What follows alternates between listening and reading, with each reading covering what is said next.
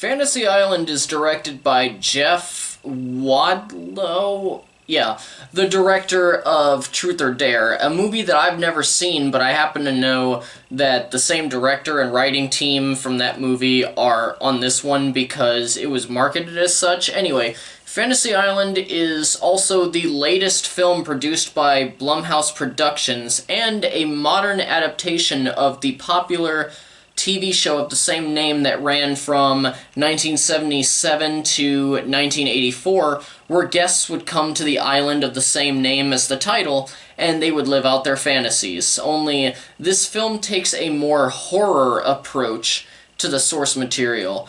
I don't have any memories of the show. I'm not even sure if I've seen any episodes even in passing. I just know the basics of the premise, and of course, the iconic parts. You know, Ricardo Montalban, Khan Noonien Singh himself from Star Trek, would, as Mr. Rourke, the head of the island, would say to all of his staff, "Places, everyone!" And his midget assistant tattoo, I know I shouldn't say midget, but he's a fucking midget.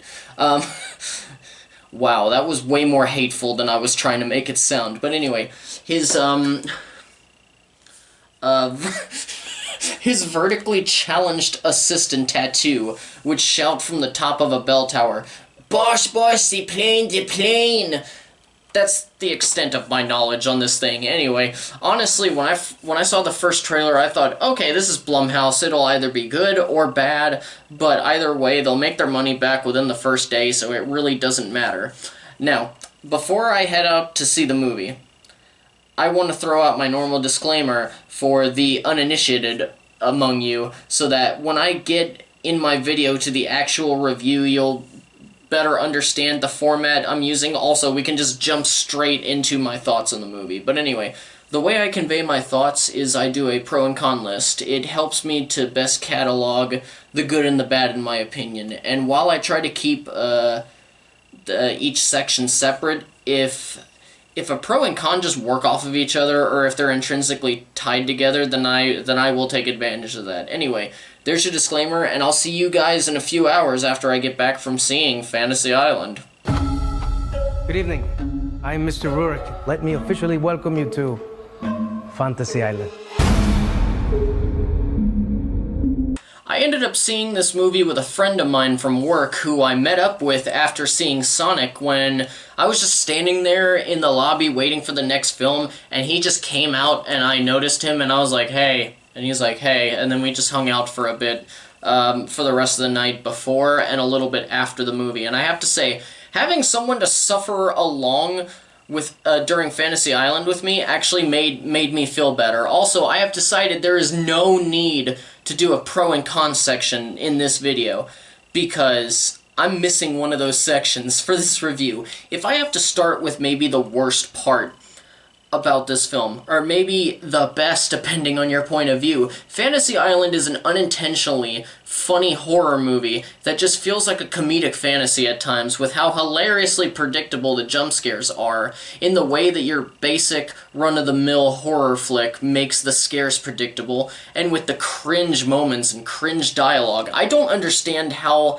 this fucking script was greenlit. It's just so fucking bad. The dialogue is essentially just exposition central, and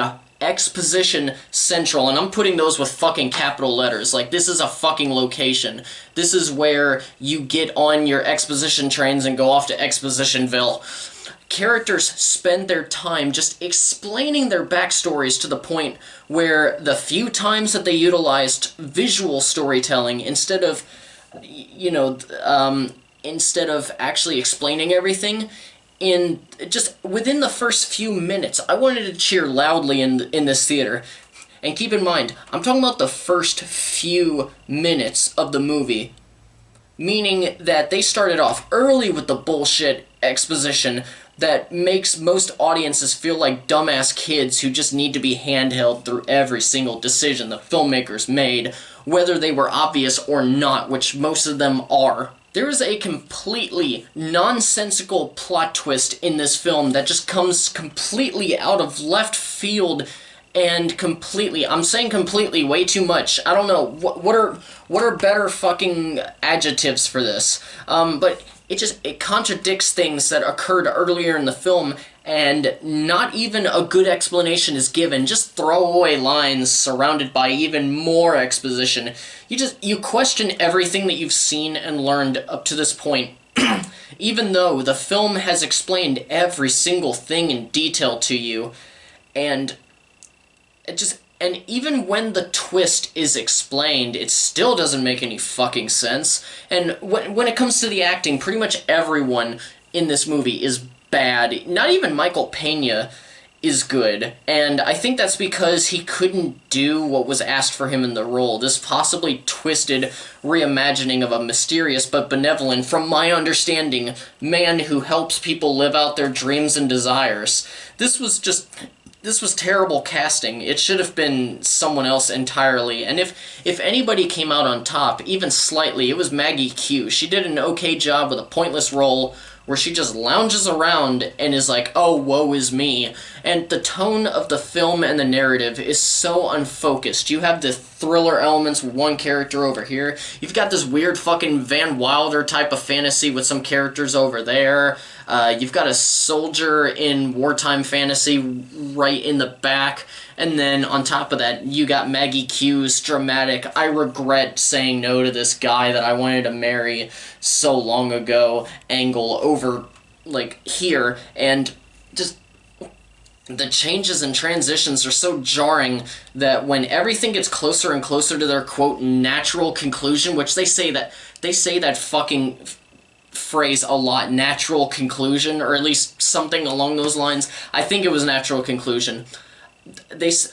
I don't even know what the hell I didn't know what the hell I was watching anymore, and I checked out. I highly recommend all of you steer clear of this movie this weekend. Hell, it's already gonna make its money back. There's no reason to add more success to this drivel that was pulled out of a pile of horseshit that was left on the side of the road. This is the worst movie of 2020 so far. And I honestly hope it continues to be, because then that means there's nowhere to go but up. Just, if you really have to go out and watch something this weekend, focus on Sonic, and hell, probably for most of you, there are a bunch of, Oscar nominees as far as films that are still in your theater that maybe you haven't seen yet. Watch those instead. Please, God, do not watch this movie. Anyway, thank you for watching my video, you guys. I hope you enjoyed it and got pleasure in my pain, you schadenfreude freaks. Okay, for the normal stuff, don't forget to hit that like button and subscribe if you haven't already. And please, God, if I can get something positive out of watching this movie, please let it be at least a couple of subscribers. I don't need many, just a couple, just to make it worth it. Anyway, as always, farewell until the next video, all of you casual moviegoers and movie fans alike, and keep on being awesome, man. I'm done. Fuck!